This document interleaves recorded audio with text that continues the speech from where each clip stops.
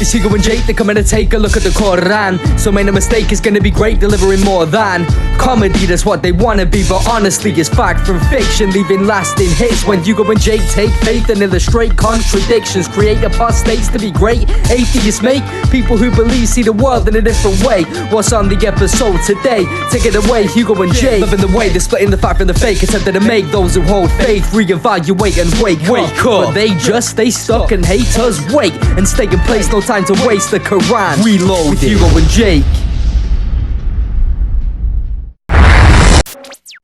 Hello everyone, I'm Hugo. And I'm not Muhammad. And this is the Qur'an Reloaded, and we're back yet again to take a look at Qur'an. I'm back to look at Qur'an. Yeah. Hello, Qur'an. Yeah, we're just look at Qur'an. Today, we're back to look at the Qur'an and Islam and all that jazz. If you remember what happened last time. That jazz. Except, fun fact, they don't allow jazz. So we're not looking at all that jazz. It's metaphorical jazz, which is the best kind of jazz. Metaphorical jazz is a great jazz band name. Anyway, last time, if you remember, we were talking a lot about how much they hate the Jews, or at least the book is very against other people of the book in certain contexts and their practices. And then we ended it last week by talking about sort of Ramadan and some of the rules as far as that is concerned. Today we're going to pick up continuing in the second surah, verse 188, where they will continue to lay out rules for the various pilgrimages and rules for the religion in general. We are all business today, motherfuckers. So here we Except go. that wasn't very professional. No, can you say motherfuckers in a business setting? I've never had a professional job. I need to go buy a suit and record solely in that, and then yes, the answer would be yes. I'll go a little bit professional, but I'm still not going to wear pants. Okay, at least wear hijab when we do this. Oh, I always do. Although I leave the mouth open so it doesn't sound like this. Right. Wow. Yeah. Wow. Yeah. It's not racist if you're wearing the headdress. Anyway. 188.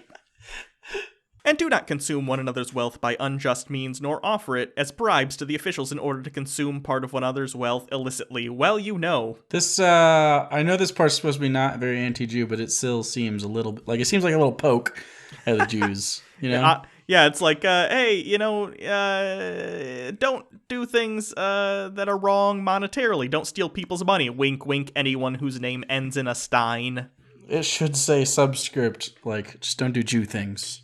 Don't be such a Jew, said the Qur'an. Do you remember the 90s when we could use that as an insult? Man, you're such a Jew. The 90s? The fucking, 1890s? We lived in very different 90s, apparently. Mine was full of, like, Reebok pumps and pogs, not anti-Semitism. I got the Hitler pog. No, my favorite one was the Goebbels pog. I got the new Tamagotchis. Oh, why isn't there a feed button? 'Cause mine's Jewish. I like this. I like this weird alt 1990s where everyone is super anti-Jew. I don't know why. Gotta bop it, but it only has bop it, and the other two just don't work. Made specifically for Jews. If they ask you about the crescents, say they are timetables for the people and for the Hajj. This is a good time, since we're talking about the moon here, to talk about the crescent moon in relation to Islam, and also explain what they're talking about here. When they're talking about tell the people that the moon is for keeping of the times, it's because in the area at the time the Quran was being written, it was a superstition that the moon could be used for omens or fortune telling, stuff like that. And the Quran has a tendency to try and take these old superstitions and replace them with newer superstitions. That's better, right? Yeah, and here they're saying, no, God put the moon there so we could, like, tell what time of the month it is, or tell what month it is, and when we should go on the Hajj or pilgrimage to Mecca. If there is a way that two superstitions, you can compare them, if they're both wrong, this one is slightly less wrong, although still outright incorrect, if that makes sense. Then Islam in general, as far as the crescent moon is concerned, obviously if you've seen our chick tracks on our other channel, The Bible Reloaded, you know that some people, especially evangelical Christians, will accuse Allah of being like a moon god or whatever. Totally inaccurate. The crescent moon symbol is from the area and predates Islam by, some people say, as long as 2,000 years, though I don't really have a source for that. It's definitely older than the religion itself, though I couldn't pin down an exact time frame. How it got so related to Islam is obviously because it was still in the area, so people did use it, and then the Ottoman Empire came around, and they adopted it as their official flag, and they're an Arabic empire that was definitely Islamic. So once they fell, then through the 1960s, different Islamic organizations started taking their flag, which was the crescent moon, and using it for their movements. So it just kind of became associated by proxy over time. Also, Turkey has it currently, because I think they think it makes them more legitimate to relate themselves to the Ottoman Empire. But no, you're Turkey still, regardless of the flag. You're named after a bird we eat all the time. Also, if all that historical explanation didn't work out, just assume alt history that the Ottoman Empire or just Islam in general picked the gayest open homosexual like caliphate, and he's like, okay, so we're gonna do a little star at the top of the moon because you know how I like that, and then we're gonna just do squiggly lines all over the place. It doesn't really, I know it's language, but just squiggly line it. Make it look at the squigglies. Are you talking about ISIS's flag now? I'm talking about every single, look at this right there, boom, or this one, boom. It's just all sorts of, every time you look up anything Islam, it's like, oh, it's got a moon and a fucking squiggly ornate text. All right. Look, when I looked up Ramadan, all I could find was a bunch of fucking squiggly looking ones. It was weird. It's probably, it's their language. It's their language, but it was just, it's squiggly. Okay, fair enough. It is not virtuous that you approach your homes from their backs, but virtue is to be pious, so approach homes from their doors and observe God that you may succeed. All a metaphor for anti-butt sex. You'd think so. However, it's actually because, again, this is addressing another superstition in regard to the pilgrimages, where people thought once they return home from their pilgrimages, the first time you go back into your house, you shouldn't go through the front door, you should go through a window or the back or something. No so window. As not to... What? Stupid. A window, that's so dumb. Oh, I know, I don't know why. It's just a whole thing. But this is the Qur'an saying, nope, go through the door, you weirdos, on your way back from praying to the magic box. You know what's weird is that sometimes the Qur'an writes itself into a position of sounding not as batshit as this thing it replaced. Almost, but then you get shit that, like, the stuff's coming up. Don't worry, they make up for it. And fight in the cause of God those who fight you, but do not commit aggression. God does not love the aggressors. Now, at face value, this sounds almost good. Like, hey, don't fight people unless they fight you. I guarantee apologists drop the heifer number 190 on atheists and stuff. Yeah. All the time during arguments. Like, oh, it's not violent. Read 191, Hugo. And kill them wherever you overtake them and expel them from where they had expelled you. Oppression is a more serious matter than murder. Agree to disagree. But do not fight them at the sacred mosque unless they fight you there. If they fight you, then kill them. Such is retribution for the disbelievers. Now, this is batshit and violent enough as it is, but the problem is that some modern Muslims, like people in ISIS and stuff, if they were to even read this, I don't think they really give a shit. I think they have their preconceived notion of Islam or whatever. But don't get me wrong, it is in here. I would argue that they say fight you is synonymous with won't accept Islam, and therefore they're using this as a justification. Yeah. And not only that, it then says, like, oppression is worse than murder. So they're able to say, oh, I feel like we're being oppressed by secular governments or non-Islamic governments, so sure. We need to kill people because oppression is that they're doing to us is worse than the murders we're committing against them. That's some fucked up logic right there, Quran. That's despicable. But if they cease, then God is forgiving and merciful. To who? Yeah, that just means they stopped fighting. Like, they lost the will to fight you. That doesn't make you forgiving or merciful. That makes them fatigued. And fight them until there is no oppression and worship becomes devoted to God alone. So when they're saying when they stop, they're basically saying once everyone else also becomes a Muslim, not only that, but the same kind of Muslim you may be, Sunni or Shiite, then you can stop fighting. But until then, fair game. This is not good advice, kids. No, definitely not. But if they cease, then let there be no hostility, except against those oppressors. That's kind of a don't kill them, but go ahead and kill them. Yeah, there's a lot of that in here. The sacred month for the sacred month, and sacrilege calls for retaliation. Sacrilege calls for retaliation. Underline bold. We are that. Yeah. Still waiting for that. Update on the death threats. Still no death threats, which is surprising. Turns out no one gives a shit about us. I'm almost disappointed, honestly. I would expect one crazy Muslim to show up at some point and be like, "Oh, you motherfuckers, ah la la la la," or whatever. Wait, why is he Japanese? Don't get me wrong, there is actually growing Muslim population in Japan.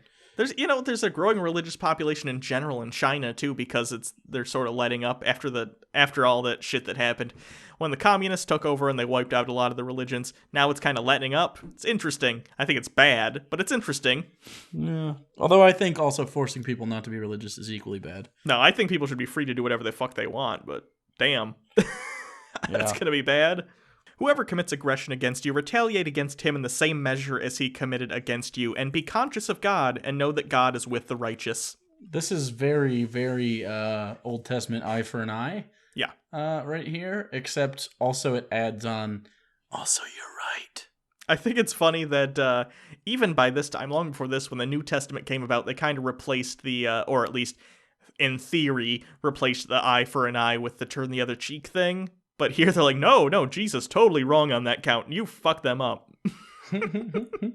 And spend in the cause of God, and do not throw yourselves with your own hands into ruin, and be charitable. God loves the charitable. The most important line is the first one, and that is spend in the cause of God. And what they're saying is spend your money trying to promote Islam in general. So, basically the equivalent of a tithe, or if you can somehow get the message of Allah out, spend your money on that.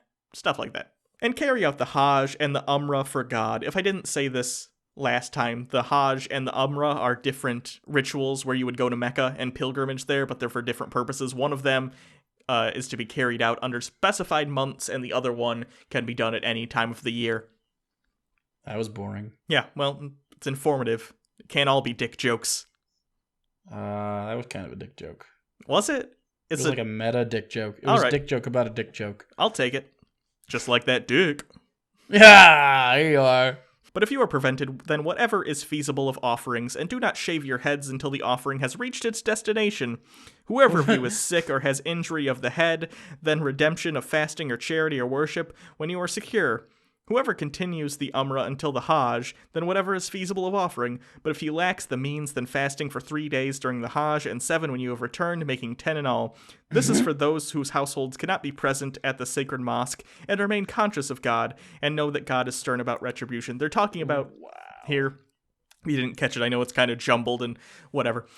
But the point is that if you're very, very far away from Mecca, you can take the Hajj and the Umrah at the same time, where typically if you're from the area, you're supposed to do them separately. But if you're like, let's say you're a Muslim living in England or the United States, you can do them both in the same trip, because they involve different things. One of them involves the whole running around thing that you've seen people do at Mecca, and one of them involves other things that you're supposed to do there. But yeah, you get it. They're different. So it's one trip with just like a ton of cardio. Pretty much.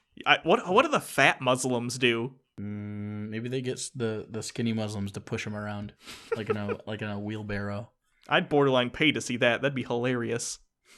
That would be pretty hilarious. You know what they should do? They should have like beach volleyball tournaments, or like slam poetry. Is that a tournament? I don't know. Just events between the Muslims at Mecca and the Jews at the Wailing Wall. Yeah, I think the people in Mecca are a little too busy playing a game of crane dodge in order to do that. But for those who don't know, Hugo just made fun of a giant crane coming down and smashing hundreds of civilians in the middle of Mecca when that was happening. That was a hilarious joke, and you should laugh at it because a lot of people died. I've said worse things than that. Fact. The Hajj is during specific months. Whoever decides to perform the Hajj, there should be no sexual relations, nor misconduct, nor quarreling during the Hajj. And whatever good you do, God knows it. And take provisions, but the best provision is righteousness. And be mindful of me, O people of understanding. This is apparently supposed to clarify, because they used to, again, another superstition was, if you're going on the Hajj or the Umrah, you should not take provisions because you're a weak-ass bitch, and you should basically, on your journey, just wing it. But then when they wrote this, they're like, but it's a desert, though. It's like, maybe they're confused and they added an extra S by accident. Like, why would you take provisions? It's a big old dessert. You're fine. It's fine.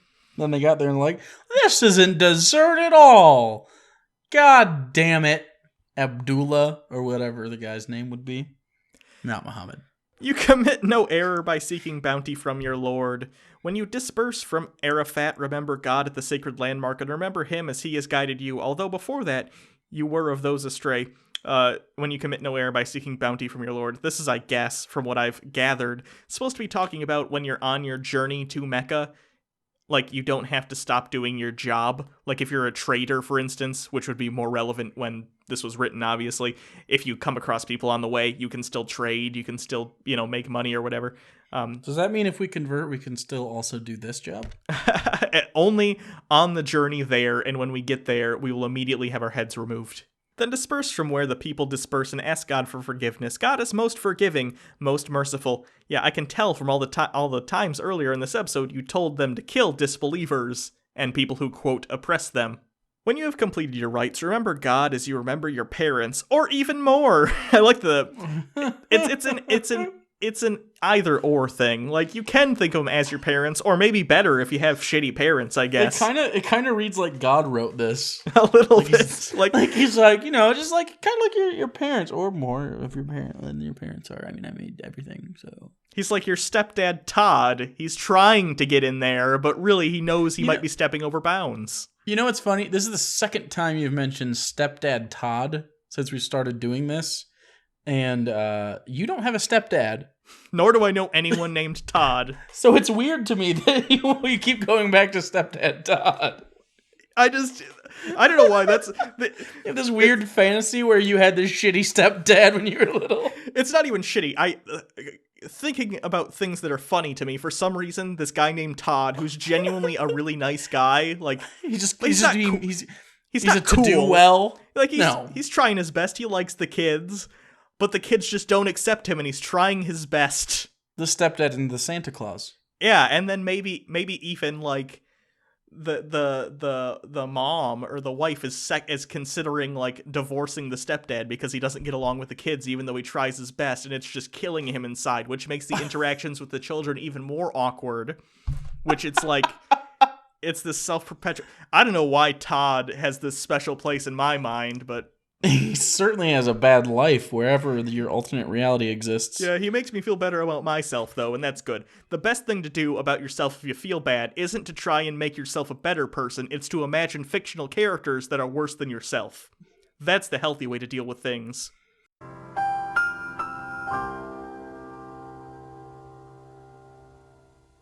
And among them is he who says, Our Lord give us goodness in this world and goodness in the hereafter, and protect us from the torment of the fire. That's not really protection, though, because that implies like he's like, no, don't put them in the fire, when really he's like, I'll seriously, I will put you in the fire. No, you should have gone to the bathroom before we left. I will put you in the fire. It's like if John Wayne Gacy had kidnapped you and he's about to stab you, but then he decides not to so he can drill a hole in your head and put Drano in there to make a zombie, but he also decides not to do that. And you're like, thanks, John Wayne Gacy, for protecting me from yourself. Although Dahmer did that part. Was it Dahmer? Fuck. The Drano. I mixed those two up. Gacy totally kidnapped people, boys, brought them downstairs, killed and raped. Dahmer did the Drano. So it was like a double. He was like protecting himself from the part of himself that was Dahmer.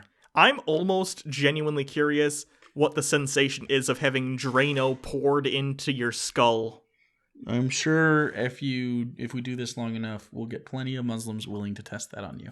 Okay, I'll give it a shot. Like, that's gotta hurt, but also it's probably like the best high ever. Do you think you'd get fucked up? I think you'd probably get a little fucked up. Oh yeah, fuck the blood-brain barrier. You're pouring it directly on the thing that is you.